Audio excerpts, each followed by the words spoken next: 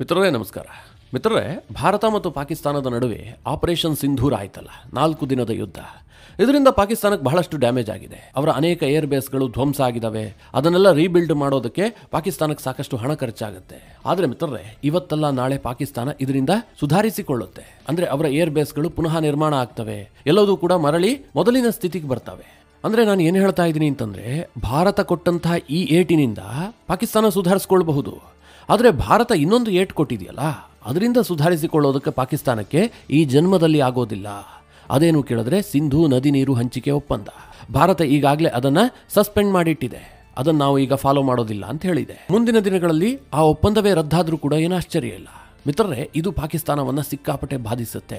ಈಗ ಭಾರತ ಒಂದು ಏಟನ್ನ ಕೊಟ್ಟಿದೆ, ಇದು ಸಾಲದು ಅಂತ ಹೇಳಿ ಈಗ ಅಫ್ಘಾನಿಸ್ತಾನ ಕೂಡ ಪಾಕಿಸ್ತಾನದ ಮೇಲೆ ಅದೇ ರೀತಿಯ ಜಲ ಬಾಂಬ್ ಅನ್ನ ಪ್ರಯೋಗ ಮಾಡೋದಕ್ಕೆ ನಿರ್ಧಾರ ಮಾಡಿದೆ.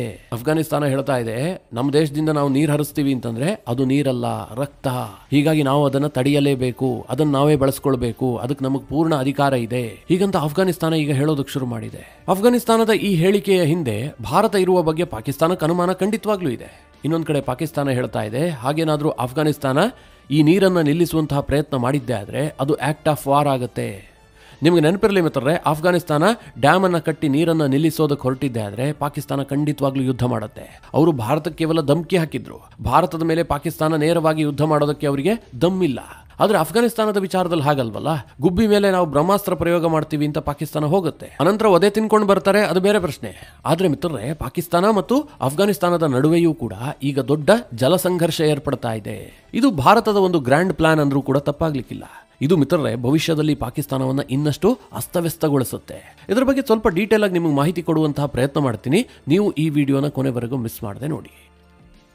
ಮಿತ್ರರೇ, ಭಾರತದಿಂದ ಹರಿದು ಹೋಗುತ್ತಲ್ಲ ಸಿಂಧೂ ನದಿ ಮತ್ತು ಅದರ ಉಪನದಿಗಳು, ಇದು ಪಾಕಿಸ್ತಾನದ ಪೂರ್ವ ಭಾಗವನ್ನ ಸಮೃದ್ಧವಾಗಿಸುತ್ತೆ. ಹಾಗೆ ಪಾಕಿಸ್ತಾನದ ಪಶ್ಚಿಮ ಭಾಗ ಇದೆಯಲ್ಲ, ಅದು ಬಹುತೇಕ ರೇಗಿಸ್ತಾನ, ಅಂದ್ರೆ ಮರುಭೂಮಿ. ನಿಮಗೆ ಬಲೂಚ್ ಪ್ರಾಂತ್ಯವನ್ನ ನೋಡಿದ್ರೆ ಗೊತ್ತಾಗುತ್ತೆ. ಆದ್ರೆ ಆ ಪ್ರಾಂತ್ಯಕ್ಕೂ ಕೂಡ ಸ್ವಲ್ಪ ನೀರು ಹರಿಯುತ್ತೆ ಅಂತಂದ್ರೆ ಅದಕ್ಕೆ ಕಾರಣ ಅಫ್ಘಾನಿಸ್ತಾನದಿಂದ ಹರಿದು ಬರ್ತಾ ಇದಾವಲ್ಲ ಆ ನದಿಗಳು.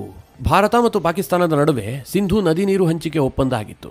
ಯಾಕೆಂದ್ರೆ ಭಾರತ ಒಂದು ಸರ್ವಶಕ್ತ ದೇಶ, ಯಾವ ನದಿಯನ್ನು ಬೇಕಾದರೂ ತಿರುಗಿಸಬಹುದು, ಯಾವ ನದಿಯನ್ನು ಬೇಕಾದರೂ ಅಡ್ಡಗಟ್ಟಿ ನಿಲ್ಲಿಸಬಹುದು, ಅದನ್ನು ಸಂಪೂರ್ಣವಾಗಿ ಸದ್ಬಳಕೆ ಮಾಡಿಕೊಳ್ಳುವಂತಹ ತಾಕತ್ತಿರುವಂತಹ ದೇಶ.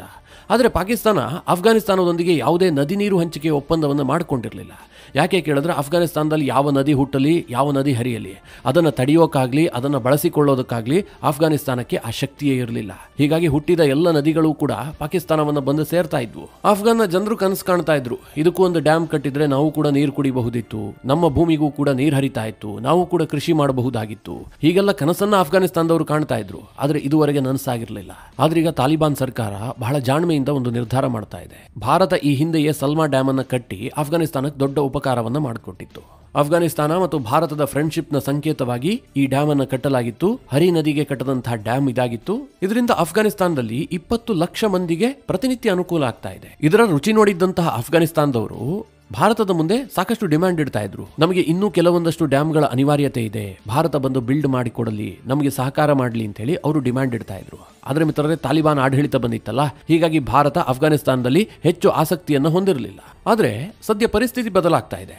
ಅಫ್ಘಾನಿಸ್ತಾನದಲ್ಲಿರುವಂತಹ ತಾಲಿಬಾನಿಗಳನ್ನ ಭಾರತ ಸದ್ಯ ಒಪ್ಪಿಕೊಳ್ಳುವಂತಹ ಹಂತಕ್ಕೆ ಬಂದಿದೆ. ತಾಲಿಬಾನ್ ಮತ್ತು ಭಾರತದ ನಡುವೆ ನೇರ ಮಾತುಕತೆ ಆರಂಭವಾಗ್ತಾ ಇದೆ.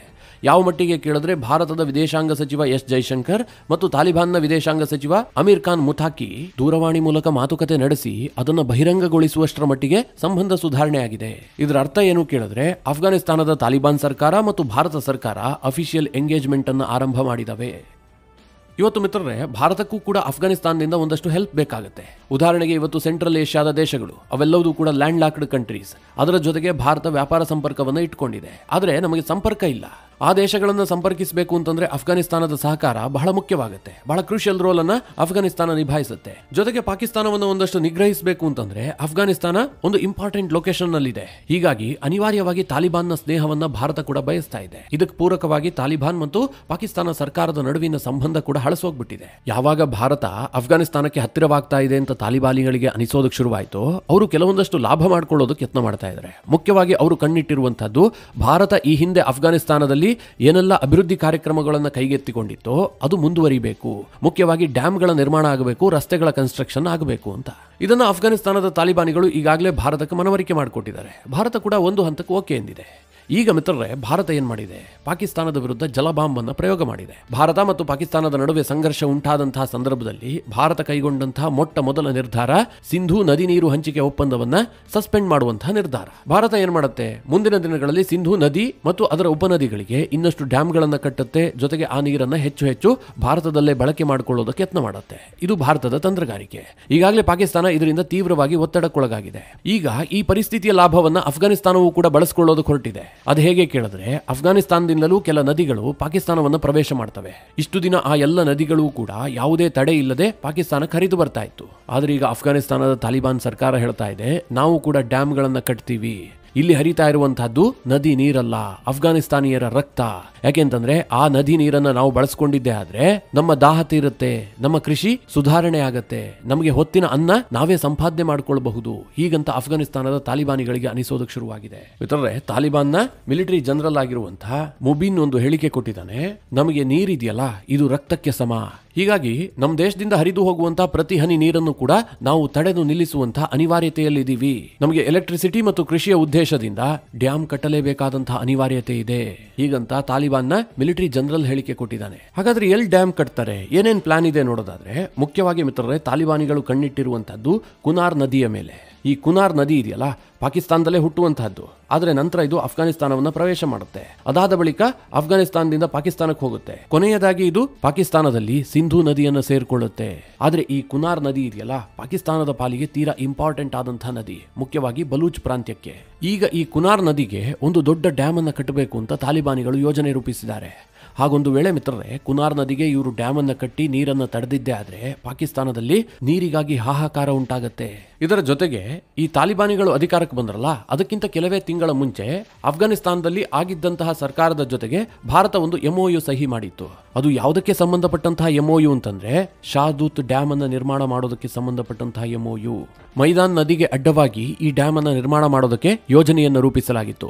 ಈ ಡ್ಯಾಮ್ಗೋಸ್ಕರವಾಗಿ ಬರೋಬ್ಬರಿ 2,000 ಕೋಟಿಯಷ್ಟು ವೆಚ್ಚ ಮಾಡೋದಕ್ಕೆ ಭಾರತ ನಿರ್ಧಾರ ಮಾಡಿತ್ತು. ಈ ಡ್ಯಾಮ್ ನಿರ್ಮಾಣ ಆಗಿದ್ದೇ ಆದ್ರೆ ಕಾಬೂಲ್ ನಗರಕ್ಕೆ ನೀರು ಕೂಡ ಪೂರೈಕೆ ಆಗ್ತಾ ಇತ್ತು. ಹೀಗಾಗಿ ಅಫ್ಘಾನಿಸ್ತಾನ ಸರ್ಕಾರ ಕೂಡ ಬಹಳ ಇದರ ಬಗ್ಗೆ ಇಂಟ್ರೆಸ್ಟ್ ಅನ್ನು ಹೊಂದಿತ್ತು. ಆದ್ರೆ ಯಾವಾಗ ತಾಲಿಬಾನಿಗಳು ಅಧಿಕಾರಕ್ಕೆ ಬರ್ತಾರೋ ಭಾರತ ಈ ಯೋಜನೆಯನ್ನ ಬದಿಗೆ ಸರಿಸ್ತು, ಮತ್ತೇನು ಹೆಚ್ಚು ಮುಂದುವರೆದಿರಲಿಲ್ಲ.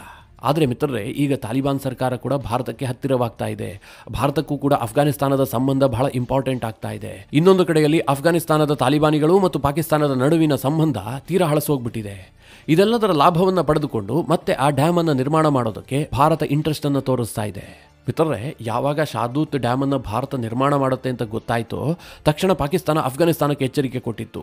ಈ ಡ್ಯಾಮ್ ಅನ್ನ ನಿರ್ಮಿಸಿದ್ದೆ ಆದ್ರೆ ಅದನ್ನು ನಾವು ಆಕ್ಟ್ ಆಫ್ ವಾರ್ ಅಂತ ಪರಿಗಣಿಸ್ತೀವಿ. ಭಾರತಕ್ಕೆ ಹೇಗೆ ಧಮಕಿ ಹಾಕಿದ್ರಲ್ಲ, ಈಗ ಅದೇ ರೀತಿಯಾಗಿ ಅಫ್ಘಾನಿಸ್ತಾನಕ್ಕೂ ಕೂಡ ಈ ಹಿಂದೆಯೇ ಧಮಕಿ ಹಾಕಿದ್ರು. ಆದರೆ ಅಫ್ಘಾನಿಸ್ತಾನಕ್ಕೆ ಇರುವಂತಹ ಬೆನಿಫಿಟ್ ಏನು ಕೇಳಿದ್ರೆ, ಅಫ್ಘಾನಿಸ್ತಾನದಲ್ಲಿ ಜನಸಂಖ್ಯೆ ಹೇಳಿ ಕೇಳಿ ತುಂಬಾ ಕಡಿಮೆ ಇದೆ. ಎರಡನೇದಾಗಿ ಅಫ್ಘಾನಿಸ್ತಾನದಲ್ಲಿ ಕೃಷಿ ಯೋಗ್ಯ ಭೂಮಿಯೂ ಕೂಡ ಬಹಳ ಕಡಿಮೆ ಇದೆ. ಜೊತೆಗೆ ಕುಡಿಯುವ ನೀರಿನ ಸಮಸ್ಯೆ ವಿಪರೀತವಾಗಿದೆ. ಕೃಷಿ ಭೂಮಿಗೆ ನೀರಿಲ್ಲ, ಕುಡಿಯೋದಕ್ಕೂ ನೀರಿಲ್ಲ. ಈ ಕಾರಣದಿಂದಾಗಿ ಅಫ್ಘಾನಿಸ್ತಾನ ಡ್ಯಾಮ್ ಕಟ್ಕೊಳ್ಳೋದಕ್ಕೆ ಎಲ್ಲಾ ರೀತಿಯ ಹಕ್ಕನ್ನು ಹೊಂದಿದೆ. ತನ್ನಲ್ಲೇ ಹರಿದು ಹೋಗ್ತಾ ಇರುವಂತಹ ನೀರನ್ನ ತನ್ನ ಜನರಿಗೆ ಬಳಸಿಕೊಳ್ಳೋದಕ್ಕೆ ಅವ್ರಿಗೆ ಯಾರು ಅಡ್ಡಿ ಮಾಡೋದಕ್ಕೆ ಸಾಧ್ಯ ಇಲ್ಲ. ಇನ್ನೂ ಒಂದು ಇಂಟ್ರೆಸ್ಟಿಂಗ್ ವಿಚಾರ ಏನು ಕೇಳಿದ್ರೆ, ಈಗ ಪಾಕಿಸ್ತಾನ ಬೊಬ್ಬೆ ಹೊಡಿತಾ ಇದೆಯಲ್ಲ, ಸಿಂಧೂ ನದಿ ನೀರು ಒಪ್ಪಂದವನ್ನು ಭಾರತ ಸಸ್ಪೆಂಡ್ ಮಾಡಿದೆ, ಇದನ್ನು ನಾವು ಆಕ್ಟ್ ಆಫ್ ವಾರ್ ಅಂತ ಪರಿಗಣಿಸ್ತೀವಿ. ಮೇಲಿನಿಂದ ಕೆಳಗೆ ಹರಿಯುವಂತಹ ನೀರನ್ನ ತಡೆಯುವಂತಹದ್ದು ಬಹಳ ತಪ್ಪಾಗುತ್ತೆ, ಇದು ಪ್ರಕೃತಿಗೆ ವಿರುದ್ಧವಾಗಿದ್ದು, ಹೀಗೆಲ್ಲ ನೀತಿ ಪಾಠ ಮಾಡ್ತಾ ಇದೆಯಲ್ಲ. ಇದಕ್ಕೆಲ್ಲ ಕಾರಣ ಏನು ಕೇಳಿದ್ರೆ, ನಾವು ಈ ಹಿಂದೆಯೇ ಪಾಕಿಸ್ತಾನದೊಂದಿಗೆ ಒಂದು ಒಪ್ಪಂದ ಮಾಡ್ಕೊಂಡಿದ್ವಿ. ಅದು ಸಿಂಧೂ ನದಿ ನೀರು ಹಂಚಿಕೆ ಒಪ್ಪಂದ. ಆ ಒಪ್ಪಂದದ ಪ್ರಕಾರ ಸಿಂಧೂ ನದಿಯ ಮೇಲೆ 80% ಹಕ್ಕನ್ನು ನಾವು ಪಾಕಿಸ್ತಾನಕ್ಕೆ ಬಿಟ್ಕೊಟ್ಟಿದ್ವಿ. ಕೇವಲ 20% ಹಕ್ಕು ಮಾತ್ರ ಭಾರತಕ್ಕಿತ್ತು. ಇಂತಿಷ್ಟೇ ನೀರನ್ನು ಬಳಸ್ಕೊಳ್ಬೇಕು ಅಂತ ಆಗ್ಲೇ ಒಂದು ಅಗ್ರಿಮೆಂಟ್ ಮಾಡಿ ಅದಕ್ಕೆ ಸಹಿ ಹಾಕಿದ್ವಿ. ಹೀಗಾಗಿ ಮಿತ್ರರೇ, ಪಾಕಿಸ್ತಾನ ಈಗ ದೊಡ್ಡ ದೊಡ್ಡ ಮಾತಾಡ್ತಾ ಇದೆ. ಆದ್ರೆ ಅಫ್ಘಾನಿಸ್ತಾನ ಮತ್ತು ಪಾಕಿಸ್ತಾನದ ನಡುವೆ ಹಲವು ನದಿಗಳು ಹರಿತಾ ಇದ್ರೂ ಕೂಡ ಅವರು ಇದುವರೆಗೆ ಯಾವುದೇ ಒಪ್ಪಂದವನ್ನು ಮಾಡಿಕೊಂಡಿಲ್ಲ. ನದಿ ನೀರು ಹಂಚಿಕೆಯ ಬಗ್ಗೆ ಯಾವುದೇ ಅಗ್ರಿಮೆಂಟ್ಗಳಿಗೆ ಅವರಿಬ್ಬರೂ ಸಹಿ ಹಾಕಿಲ್ಲ. ಹೀಗಾಗಿ ಅಫ್ಘಾನಿಸ್ತಾನಕ್ಕೆ ಯಾವುದೇ ನಿಬಂಧನೆಗಳಿಲ್ಲ. ಇಷ್ಟೇ ನೀರು ಬಳಸ್ಕೊಳ್ಬೇಕು, ಹೀಗೆ ಬಳಸ್ಕೊಳ್ಬೇಕು, ಏನನ್ನು ಕೂಡ ಪಾಕಿಸ್ತಾನ ಅಫ್ಘಾನಿಸ್ತಾನಕ್ಕೆ ಹೇಳೋದಕ್ಕೆ ಸಾಧ್ಯ ಇಲ್ಲ. ಈಗ ನಿಮಗೊಂದು ಪ್ರಶ್ನೆ ಬರಬಹುದು, ಒಂದು ವೇಳೆ ಅಫ್ಘಾನಿಸ್ತಾನ ಡ್ಯಾಮ್ ಕಟ್ಟೋದಕ್ಕೆ ಮುಂದಾಗಿದ್ದೆ ಆದ್ರೆ, ಅಂದ್ರೆ ಅಫ್ಘಾನಿಸ್ತಾನವೇ ಡ್ಯಾಮ್ ಅನ್ನು ಕಟ್ಟೋದಕ್ಕೆ ಸಾಧ್ಯ ಇಲ್ಲ, ಅಲ್ಲಿ ಭಾರತದ ಸಹಕಾರ ಬೇಕಾಗುತ್ತೆ. ಅಂತಹ ಸನ್ನಿವೇಶ ಎದುರಾದಾಗ ಪಾಕಿಸ್ತಾನ ಏನ್ ಮಾಡಬಹುದು? ಏನಾದ್ರೂ ಯುದ್ಧ ಮಾಡುತ್ತಾ ಕೇಳಿದ್ರೆ, ಖಂಡಿತವಾಗ್ಲೂ ಪಾಕಿಸ್ತಾನಕ್ಕೆ ಯುದ್ಧವನ್ನ ಬಿಟ್ಟು ಬೇರೆ ಆಪ್ಷನ್ ಇಲ್ಲ. ಭಾರತದ ಮೇಲೆ ಅವರು ಯುದ್ಧ ಮಾಡೋದಕ್ಕೆ ಸಾಧ್ಯ ಇಲ್ಲ. ನೇರವಾಗಿ ಯುದ್ಧ ಮಾಡುವಂತಹ ದಮ್ಮು ಇಲ್ಲ, ತಾಕತ್ತು ಇಲ್ಲ, ಏನೂ ಇಲ್ಲ ಪಾಕಿಸ್ತಾನದ ಬಳಿಯಲ್ಲಿ. ಆದ್ರೆ ಅಫ್ಘಾನಿಸ್ತಾನ ಇದೆಯಲ್ಲ, ಪಾಕಿಸ್ತಾನ ಈಗಲೂ ಏನ್ ಅಂದುಕೊಂಡಿದೆ, ಅದೊಂದು ಗುಬ್ಬಿ, ನಾವು ಅದ್ರ ಮೇಲೆ ಬ್ರಹ್ಮಾಸ್ತ್ರ ಪ್ರಯೋಗ ಮಾಡಬಹುದು ಅಂತ.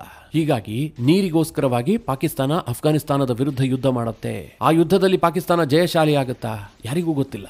ಆದರೆ ಮುಂದಿನ 5-6 ವರ್ಷದಲ್ಲಿ ಪಾಕಿಸ್ತಾನ ನೀರಿಗೋಸ್ಕರವಾಗಿ ಯುದ್ಧ ಮಾಡುವಂತಹ ಸನ್ನಿವೇಶವಂತೂ 100% ನಿರ್ಮಾಣ ಆಗುತ್ತೆ. ಹೀಗಾಗಿ ನಾನು ಹೇಳಿದ್ದು, ಭಾರತ ಈಗೇನು ಪಾಕಿಸ್ತಾನಕ್ಕೆ ಹೋಗ್ಬಿಟ್ಟು ಕೆಲವೊಂದಷ್ಟು ಏರ್ ಬೇಸ್ಗಳನ್ನು ಧ್ವಂಸ ಮಾಡಿ ಪಾಕಿಸ್ತಾನಕ್ಕೆ ಹಾನಿ ಮಾಡಿದೆಯಲ್ಲ, ಇದು ನಿಜವಾದ ಹಾನಿ ಅಲ್ಲ. ಪಾಕಿಸ್ತಾನ ಅದರಿಂದ ಸುಧಾರಿಸಿಕೊಳ್ಳಬಹುದು. ಆದರೆ ಈ ಜಲ ಒಪ್ಪಂದವನ್ನು ಕ್ಯಾನ್ಸಲ್ ಮಾಡಿ ಪಾಕಿಸ್ತಾನಕ್ಕೆ ಏಟು ಕೊಟ್ಟಿದೆಯಲ್ಲ, ಇದರಿಂದ ಪಾಕಿಸ್ತಾನ ಸುಧಾರಿಸಿಕೊಳ್ಳೋದಕ್ಕೆ ಸಾಧ್ಯ ಇಲ್ಲ ಅಂತ. ಇದರ ನಡುವೆ ಭಾರತ ನಾವಷ್ಟೇ ಏಟು ಕೊಟ್ಟರೆ ಸಾಲದು, ಅಫ್ಘಾನಿಸ್ತಾನವು ಇನ್ನಷ್ಟು ಏಟು ಕೊಡಲಿ. ಪಾಕಿಸ್ತಾನದ ಪಶ್ಚಿಮ ಭಾಗವನ್ನೂ ಕೂಡ ಕಂಪ್ಲೀಟ್ ಮರುಭೂಮಿಯನ್ನಾಗಿಸೋದಕ್ಕೆ ತಾಲಿಬಾನಿಗಳ ಮೂಲಕ ಮತ್ತೊಂದು ಪ್ರಯತ್ನವನ್ನು ಆರಂಭಿಸಿದೆ. ಅದೇನೋ ಹೇಳ್ತಾರಲ್ಲ ಮಿತ್ರರೇ, ಮುಳ್ಳನ್ನ ಮುಳ್ಳಿನಿಂದಲೇ ತೆಗಿಬೇಕು ಅಂತ, ಅದೇ ನೆನಪಾಗತ್ತೀಗ. ಮಿತ್ರರೇ, ಈ ಬಗ್ಗೆ ನಿಮ್ಮ ಅನಿಸಿಕೆ ಅಭಿಪ್ರಾಯಗಳೇನು? ಕಮೆಂಟ್ ಮಾಡುವ ಮೂಲಕ ನಮಗೆ ತಿಳಿಸಿ. ಹಾಗೆ ನಿಮಗೆ ಈ ವಿಡಿಯೋ ಇಷ್ಟವಾದರೆ ಲೈಕ್ ಮಾಡಿ. ಜೊತೆಗೆ ನೀವಿನ್ನೂ ನಿಮ್ಮ ನೆಚ್ಚಿನ ಸಂಸ್ಕಾರ ಸೌರಭ ಯೂಟ್ಯೂಬ್ ಚಾನಲ್ನ ಸಬ್ಸ್ಕ್ರೈಬ್ ಮಾಡಿಲ್ಲ ಅಂತಾದರೆ ಈ ಕೂಡಲೇ ಸಬ್ಸ್ಕ್ರೈಬ್ ಮಾಡಿ ಮುಂದಿನ ಎಲ್ಲ ಅಪ್ಡೇಟ್ಗಳ ನೋಟಿಫಿಕೇಷನ್ಗಾಗಿ.